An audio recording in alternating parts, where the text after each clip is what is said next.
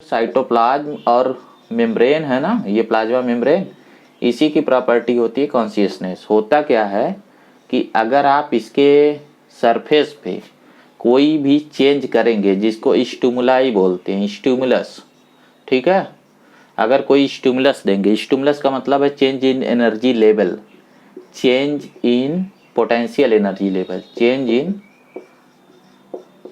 Potential energy level.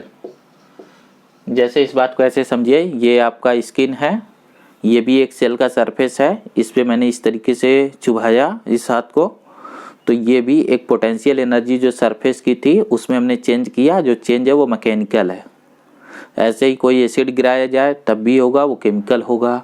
कोई गर्म rod चुभाई जाए तो वो थर्मल होगा। ये जो लाइट पड़ रही है आंखों में, ये भी एक पोटेंशियल क्रिएट कर रही है, ये भी स्टिमुलस है। तो कोई भी जिंदा चीज स्टिमुलस को रिएक्ट करती है, जो स्टिमुलस के लिए इसका रिएक्शन होगा। जैसे जो आंखों पे लाइट पड़ती है तो आप रिएक्ट करते हैं, तो ऐसा ही ऑर्गेनिज्म, जैसे बहुत सारे छोटे ऑर्गेनिज्म में आंखें होना जरूरी नहीं है, ये प्लांट में नहीं है ना। जैसे आपने अर्थवर्म देखा होगा तो उसकी भी आंखें नहीं है, लेकिन लाइट डालेंगे तो वो रिएक्ट करता है तेज लाइट पे। तो ये स्टिमुलस के लिए जो रिएक्शन होता है ना, इसको हम बोलते हैं कॉन्शियसनेस। आपने मूवी वगैरह में देखा होगा कि जब कभी डाउट होता है कि कोई पेशेंट जिंदा या मर गया तो डॉक्टर आता है, ठीक है, तो डॉक्टर उसे एग्जामिन करता है। ये मेडिकल प्रोफेशन का बहुत इंपॉर्टेंट पोर्शन है। तो उसे पहले के दो चीज़ क्लियर है, क्या आदमी है, दिख ही रहा होमोसेपियंस है, तो उसकी बॉडी सेल से बनी होगी, तो सेलुलर स्ट्रक्चर है। मेटाबॉलिज्म है कि नहीं, तो वो हाथ में यहाँ पल्स पे रखता है, हार्ट चल रहा कि नहीं, ठीक है। अगर हार्ट भी नहीं चल रहा तब भी वो मानता है कि चलो कभी रुक गया हो, ये मेटाबॉलिज्म है ना, हार्ट अटैक वगैरह या कुछ हुए हुए रुक गया हो। तो वो क्या करता है, उसकी आंखों पे यहाँ लाइट डालता है। आंखों पे लाइट पड़ने पे अगर प्यूपिल डायलेट और कॉन्ट्रैक्ट हो रही है तो ब्रेन डेड नहीं होता, उस आदमी में कॉन्शियसनेस है और वो बोलता है इमरजेंसी हॉस्पिटल ले जाइए, मरा नहीं है। समझे इस बात को। तो इस चीज़ को हम बोलते हैं कॉन्शियसनेस की थ्योरी। और अगर ये तीनों चीज़ हैं तो वो चीज़ लिविंग होती है। इसके अलावा जो होंगी वो कैरेक्टरिस्टिक्स होंगी, ग्रोथ होना, रिप्रोडक्शन होना, ठीक है। बाकी जो भी है वो आप पढ़ जाइए, उसमें लिखा होगा कि ग्रोथ होना, रिप्रोडक्शन होना, वो सब उतने इंपॉर्टेंट फीचर नहीं। बेसिकली यहाँ कॉन्सेप्ट को समझना इंपॉर्टेंट है, मतलब आप उसे पढ़ के रखिए। लेकिन सबसे इंपॉर्टेंट बात थी कि लिविंग को डिफाइन कैसे किया जाए। तो मिनिमम 3 क्राइटेरिया है जो लिविंग को डिफाइन करती है। अब जैसे आपके फ्रिज में टमाटर रखा है, आपके घर में सब्जियां रखी हैं, तो उनमें सेलुलर स्ट्रक्चर है, थोड़ी बहुत मेटाबॉलिज्म भी होती है, बट कॉन्शियसनेस नहीं है, इसलिए उनको हम लिविंग नहीं मानते हैं।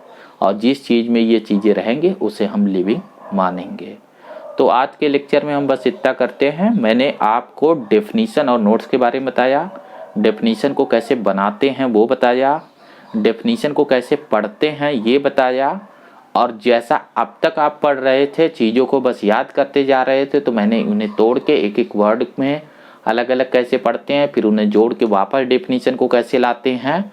तो यहाँ हम क्या कर रहे हैं ना कि पहले चीज़ों को ब्रेक डाउन करके छोटा करते रहे, फिर उन्हें समेट के एक साथ ला रहे हैं, जिससे क्या होगा कि आप उसे बिल्कुल सीख जाएंगे कि उन्हें कैसे हैंडल करना है।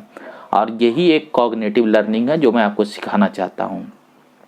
तो दोस्तों, मेरे चैनल का जैसा नाम है कॉग्निटिव लर्निंग, मेरे वे ऑफ टीचिंग भी वही है कि मैं आपको कॉग्निटिव लर्निंग सिखाऊं, आप समझ पाएँ कि कॉग्निटिव लर्निंग क्या होता है। और अगर वीडियो अच्छे लगे तो इसे आप शेयर करिए, लाइक करिए, सब्सक्राइब करिए। Thank you very much for this lecture. Next lecture में हम इससे आगे का कोई टॉपिक फिर से इस कन्वर्सेशन सीरीज में कंटिन्यू करेंगे। अभी बहुत सारे सीरीज में मैं आपको इस तरीके के मोटिवेशनल और लर्निंग वीडियो का मिक्स दूंगा, जिससे आप धीरे धीरे सीख पाएँ। मेरी एक रिक्वेस्ट है कि जो कोई इस वीडियो को देखे वो पूरे सीरीज को देखे, तभी उसे ये बातें समझ में आएगी। 20 से देखने में इसकी अंडरस्टैंडिंग कम होगी।